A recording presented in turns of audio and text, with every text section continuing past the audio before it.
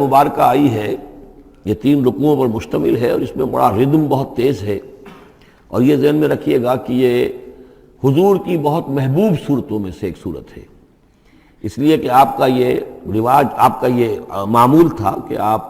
جمعے کے روز صبح فجر کی پہلی رکعت میں اس سورہ سجدہ کی تلاوت فرمایا کرتے تھے۔ تو جن صورتوں کے ساتھ حضور کو خاص طور پر کوئی تعلق خاطر تھا اضافی طور پر، تو اس کا ہمیں اسی سے اندازہ ہوتا ہے کہ نمازوں میں آپ جو زیادہ پڑھتے تھے،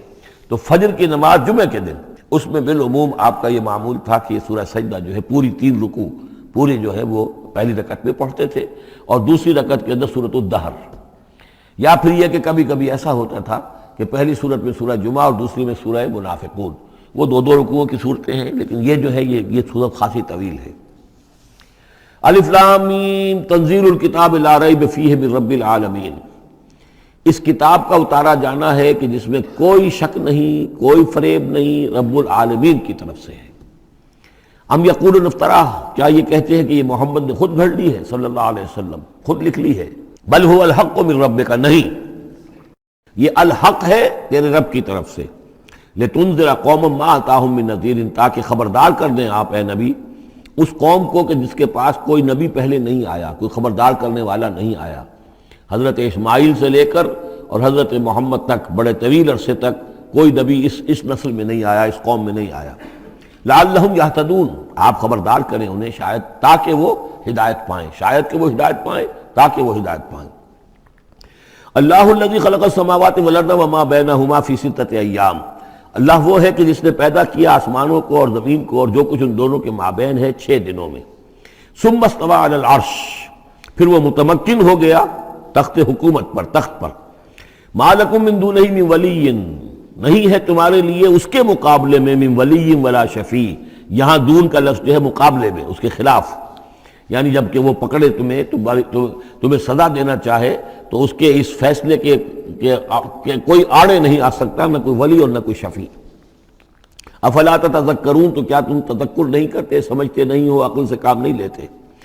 یدبر الامر من السماء الى الارض، وہ تدبیر کرتا ہے امر کی آسمان سے زمین کی طرف۔ ظاہر بات ہے کہ اللہ تعالیٰ کے جو فیصلے ہوتے ہیں، اور اس میں ایک تو ہے 1000 سال کا ایک نقشہ ہے جو اللہ بناتا ہے، پلاننگ ہے، جو اللہ کا ایک دن ہے، لیکن یہ کہ ہمارے حساب سے جو 1 سال ہے، اس کے لیے بھی جو لیلۃ القدر آتی ہے، وہ در حقیقت وہ اس سال کا بجٹ سیشن ہے کہ اس 100,000 سال میں سے اس سال کے اندر کیا کیا ہونا ہے۔ تو اس طریقے سے اللہ تعالیٰ کا جو عالمی حکومت کا نظام ہے، اس میں اس طریقے کی پلاننگ ہے۔ یدبر الامر من السماء الى الارض، وہ تدبیر کرتا ہے اپنے امر کی آسمان سے زمین کی طرف، فرشتے اترتے ہیں احکام کو لے کر کہ اب یہ کام یہاں پر ہونے ہیں، یہ امپلیمنٹیشن ہونی ہے۔ ثم یعرج الیہ، پھر وہ چڑھتا ہے اس کی جانب، جب یہ کام ہو گئے تو رپورٹیں جو ہیں وہ اللہ تعالیٰ کی جناب میں پھر پیش ہونے کے لیے جا رہی ہیں۔ فی یومن، اور یہ سارا معاملہ ہے ایک دن میں، مقدارہ 1000 سنۃ مما تعدون، جس کی مقدار ہے تمہارے حساب سے جو تم گنتی کرتے ہو تو 1000 برس۔ اب یہ سورہ حج میں بھی یہ آیت آ چکی ہے، ان یوما عند ربک کالف سنۃ مما تعدون، تیرے رب کا ایک دن جو ہے وہ تمہارے حساب کے 1000 سال کے برابر ہے۔ اور یہاں پر بھی یہ آ گیا کہ یہ تدبیر امر کے سلسلے میں اس کائنات میں جو بھی اللہ تعالیٰ کا فیصلہ ہوتا ہے تو وہ ہر 1000 سال کے لیے اس کا ایک نقشہ بن جاتا ہے۔ ذالک عالم الغیب والشہادۃ، وہ ہے، وہ ہستی ہے جاننے والی ہر چھپی چیز کی اور ہر سامنے کی چیز کی، العزیز جو زبردست ہے، الرحیم رحم فرمانے والی ہے۔ الذی احسن کل شیء، جس نے کہ جو شے بنائی، کل شیء خلقہ، جو شے بھی اس نے بنائی بہت خوبصورت بنائی، بہت عمدہ بنائی، اس کی خلقت میں کوئی نقص تم نہیں دکھا سکتے، کہیں کوئی کوتاہی نہیں دکھا سکتے۔ وَبَدَأَ خَلْقَ الْإِنسَانِ مِنْ طِينٍ، اور انسان کی تخلیق کا آغاز کیا گارے سے۔ یہ تخلیق کا آغاز تو گارے سے ہوا، یا تو یہ کہ وہ آدم کی تخلیق جو ہے وہ جو جن مراحل سے ہو کر گزری ہے تو ہم کئی دفعہ دیکھ چکے ہیں، یا جیسے کہ میں نے سورہ مومنون کے شروع میں عرض کیا کہ خود ہر انسان کی بھی جو تخلیق ہو رہی ہے اس کا بھی اصل تو جو ہے کہ باپ کے جسم میں جو نطفہ بن رہا ہے تو وہ بھی تو ظاہر بات ہے کہ زمینی جو غذا ہیں اور وہ مٹی ہی کی کشید جو ہے وہی چیزیں ہیں کہ جس کے ذریعے سے وہ اس کا نطفہ بنتا ہے۔ لیکن اس کے بعد ثم جعل نسلہ من سلالۃ من ماء مہین، پھر یہ جو نسل چلی ہے آدم کی علیہ الصلوۃ والسلام، اب یہ چلی ہے اس بے قدر پانی کی کہ نچڑا ہوا پانی جو ہے سلالۃ من ماء مہین، اس سے اب یہ نسل آگے چل رہی ہے۔ پہلا مرحلہ آدم کا، مٹی سے آدم تک، اب آدم سے آگے جو تناسل کا معاملہ چل رہا ہے، نوع انسانی کا ریپروڈکشن جس نظام سے ہو رہی ہے، اس کا یہ نسل جو ہے اس میں یہ ذریعہ بن رہا ہے۔ ثم سواہ ونفخ فیہ من روحہ، اب یہاں ثم جو آ رہا ہے گویا کہ نسل انسانی میں سے جو بھی کوئی ایک بچہ جو ہے اس کو اللہ تعالیٰ اس کی نوک پلک سنوار دیتا ہے، ونفخ فیہ من روحہ، اور اس میں پھر پھونکتا ہے اپنی روح میں سے۔ یہ میں عرض کر چکا ہوں کہ یہ حدیث نبوی سے جو بڑی پختہ حدیث ہے حضرت عبداللہ ابن مسعود رضی اللہ تعالیٰ عنہ سے، اس میں یہ ہے کہ 40 دن نطفے کی شکل ہے، 40 دن مضغہ ہے، بلکہ درمیان میں علقہ ہے، اور پھر 120 دن کے بعد اللہ تعالیٰ فرشتے کو بھیجتا ہے جو اس میں روح پھونکتا ہے۔ وَنَفَخَ فِيهِ مِن رُوحِهِ وَجَعَلَ لَكُمُ السَّمْعَ وَالْأَبْصَارَ وَالْأَفْئِدَةَ، اور اس نے تمہارے لیے بنا دیے ہیں کان بھی اور آنکھیں بھی، اور تمہیں عقل بھی دی ہے، یا دل بھی، جو بھی چاہے کہہ لیں، اس لیے کہ دل کی بھی ایک عقل ہے اور ایک عقل حیوانی ہے۔ قلیلا ما تشکرون، بہت ہی کم ہے جو شکر تم کرتے ہو۔ وقالوا اذا ضللنا فی الارض انا لفی خلق جدید، اور یہ کہتے ہیں کہ جب ہم زمین میں گم ہو جائیں گے، رل مل جائیں گے، مٹی ہو کر مٹی میں مل جائیں گے، تحلیل ہو جائیں گے، اور آج کا کوئی نوجوان کہے گا جب کہ اس کے تو ایٹم جو ہے وہ بھی منتشر ہو گئے، اس کے الیکٹرانز بھی پتہ نہیں کہاں سے کہاں گئے، اب اسی کے جسم سے کھاد بن گئی ہے، وہ اس کا جسم کھاد بن گیا ہے، اور وہ کھاد جو ہے وہ پلانٹس کے اندر آ گئی ہے، اور وہ پلانٹس جو ہیں وہ بکری نے کھا لیے ہیں، اور بکری سے کہیں سے کہاں پہنچ گئے، کیسے جمع ہوں گے اس کے اجزاء۔ وقالوا اذا ضللنا فی الارض، جب ہم زمین کے اندر گم ہو جائیں گے، کھوئے جائیں گے، انا لفی خلق جدید، کیا پھر ہمیں ایک نئی تخلیق جو ہے عطا ہو جائے گی۔ بل ہم بلقاء ربہم کافرون، حقیقت میں یہ اپنے رب کی ملاقات کا انکار کر رہے ہیں، کیونکہ انہیں معلوم ہے کہ ان کے کرتوت کیا ہیں۔ ظاہر بات ہے جس کے دل کے اندر اللہ کے لیے خلوص اور محبت ہے، اور دل را بدل رہیس، تو اسے یہ بھی یقین ہوگا میرا پروردگار بھی مجھ پر شفقت فرمائے گا، رحم فرمائے گا۔ آپ اگر مخلص ہیں اللہ کے ساتھ تو اللہ تعالیٰ کی طرف سے بھی رحمت کی امید ہوگی، تو پھر تو انسان ملنا چاہے گا۔ یہ لوگ انکار کرنا چاہتے ہیں اللہ سے ملاقات کا، اعتراض یہ کر رہے ہیں کیسے ہو سکتا ہے، کیسے پیدا ہو سکتے ہیں، حالانکہ بے وقوف یہ دیکھیں کہ اگر تمہیں وہ پہلی مرتبہ پیدا کر سکتا ہے تو دوبارہ پیدا کرنا کیسے مشکل ہوگا۔ تو تمہیں پہلے بھی پیدا کیا، زمین ہی سے اجزاء آئے ہیں، سارے ایٹمز وہیں سے آئے ہیں، وہیں سے ہو کر تمہارے وجود جو ہے وہ بنا ہے۔ قُلْ يَتَوَفَّاكُم مَلَكُ الْمَوْتِ الَّذِي وُكِّلَ بِكُم، کہہ دیجئے کہ تمہیں قبض کر لے گا وہ فرشتہ جو موت کا فرشتہ ہے، جو تم پر مقرر کر دیا گیا ہے۔ ثُمَّ إِلَىٰ رَبِّكُمْ تُرْجَعُونَ، پھر تم اپنے رب کی طرف لوٹا دیے جاؤ گے۔ وَلَوْ تَرَىٰ إِذِ الْمُجْرِمُونَ نَاكِسُو رُءُوسِهِمْ، اور کاش کہ تم دیکھ سکو وہ منظر جبکہ یہ مجرم کھڑے ہوں گے سر ڈالے ہوئے اپنے پروردگار کے سامنے۔ ربنا ابصرنا وسمعنا، وہ کہیں گے پروردگار اب ہم نے دیکھ لیا، حقیقت ہم پر منکشف ہو گئی، اب ہم نے سن لیا، ہر بات جو ہے ہم نے پا لی، فرجینا، تو ایک دفعہ ہمیں دنیا میں لوٹا دے، نعمل صالحا، اب ہم نیک عمل کریں گے، انا موقنون، اب ہمیں یقین آ گیا، ایمان کیا، ایمان سے بھی آگے کی بات، اب تو پورا یقین ہمیں حاصل ہو گیا۔ وَلَوْ شِئْنَا لَآتَيْنَا كُلَّ نَفْسٍ هُدَاهَا، اگر اسی طرح ہم نے ہدایت دینی ہوتی پردے اٹھا کر تو دنیا ہی میں ہم سب کو جو ہے ہدایت دے دیتے۔ اب فائدہ جو ہے، اب ایمان لانے کا کوئی فائدہ نہیں ہے، اب تو جزا کا وقت ہے، یہ اب وہ امتحان کا وقت ختم ہو چکا۔ وَلَوْ شِئْنَا لَآتَيْنَا كُلَّ نَفْسٍ هُدَاهَا وَلَكِنْ حَقَّ الْقَوْلُ مِنِّي، لیکن میری طرف سے تو یہ میرا فیصلہ جو ہے یہ ثابت ہو چکا ہے، پختہ ہے، صادر ہو چکا ہے، لَأَمْلَأَنَّ جَهَنَّمَ مِنَ الْجِنَّةِ وَالنَّاسِ أَجْمَعِينَ، کہ میں جہنم بھی تو میں نے بنائی ہے نا، آخر اس کے لیے بھی مجھے ایندھن چاہیے، تو اب تو یہ کہ تم لوگ اس کا ایندھن بنو گے، اب تمہیں جنات اور انسان جو بھی تھے، جو باغی تھے ہمارے، اب ان کو اس جہنم کے اندر جھونک کر رہیں گے۔ فَذُوقُوا بِمَا نَسِيتُمْ لِقَاءَ يَوْمِكُمْ هَٰذَا، اب چکھو ذرا مزہ اس چیز کا جو تم نے آج کے دن کی ملاقات کا انکار کیا یا اسے نظر انداز کیے رکھا۔ انا نسیناکم، ہم نے بھی اب تمہیں نظر انداز کر دیا، اب ہم سے بات نہ کرو، لا تکلمون، اب ہم مجھ سے بات نہ کرو۔ وذوقوا عذاب الخلد بما کنتم تعملون، اور جو کچھ تم کرتے رہے اس کی پاداش میں اب ہمیشگی والا عذاب چکھو۔ انما یؤمن بآیاتنا الذین اذا ذکروا بها، میری ایمان رکھنے والے تو ہماری آیات پر وہ لوگ ہیں کہ جب انہیں ہماری آیات کے ذریعے سے تذکیر کی جاتی ہے، نصیحت کی جاتی ہے، انہیں سنائی جاتی ہے، خروا سجدا، وہ سجدے میں گر پڑتے ہیں، وہ سبحوا بحمد ربہم، اور وہ اپنے پروردگار کی حمد کے ساتھ تسبیح کرتے ہیں، وہم لا یستکبرون، اور وہ گھمنڈ نہیں کرتے، تکبر نہیں کرتے۔ یہ آیت سجدہ ہے۔ تتجافی جنوبہم عن المضاجع، رات کے اوقات میں ان کے پہلو بستروں سے دور رہتے ہیں، علیحدہ رہتے ہیں، رات کو یبیتون لربہم سجدا وقیاما۔ ایک تو وہ شخص ہے کہ جو ساری رات پڑا سوتا رہتا ہے، اور ایک وہ ہے کہ جو وقفے وقفے سے اٹھتا ہے، اللہ کو یاد کرتا ہے، کبھی کھڑا ہے کبھی سجدہ کر رہا ہے۔ تو ان کے پہلو جو ہیں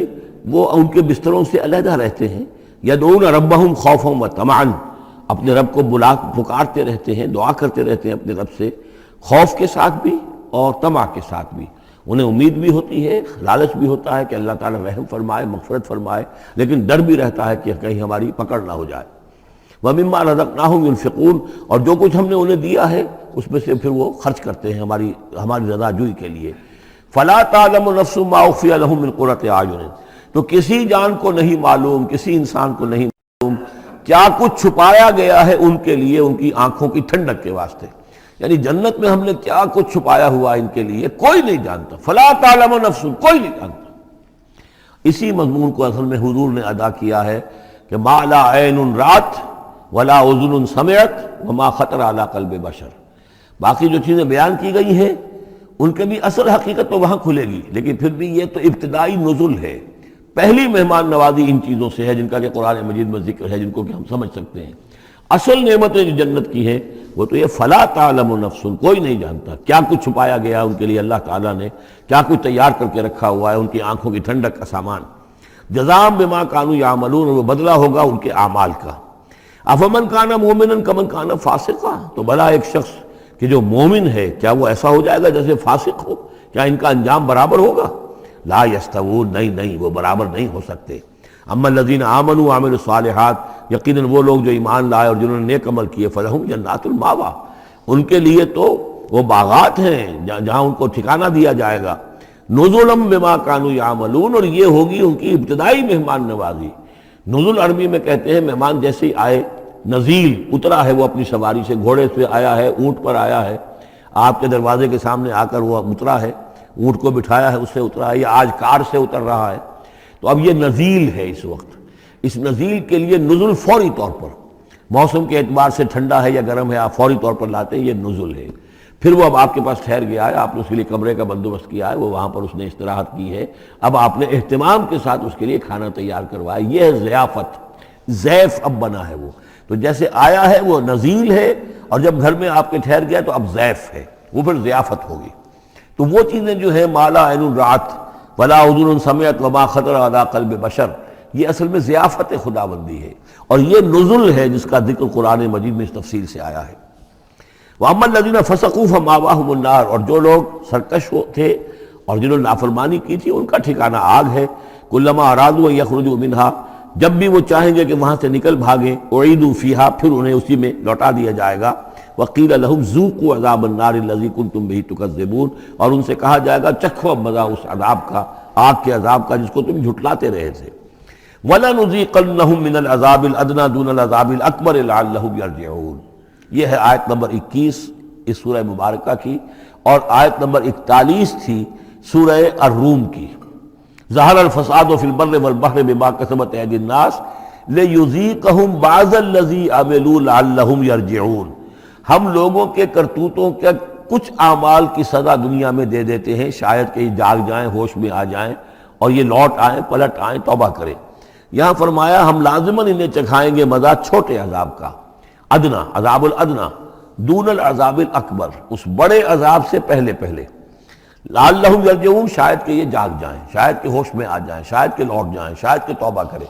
یہ بات جو ہے آ چکی ہے کہ رسول جب بھی بھیجے جاتے تھے تو اللہ تعالیٰ کی طرف سے اس قسم کی تنبیہات کا سلسلہ آتا تھا تاکہ لوگ بیدار رہیں۔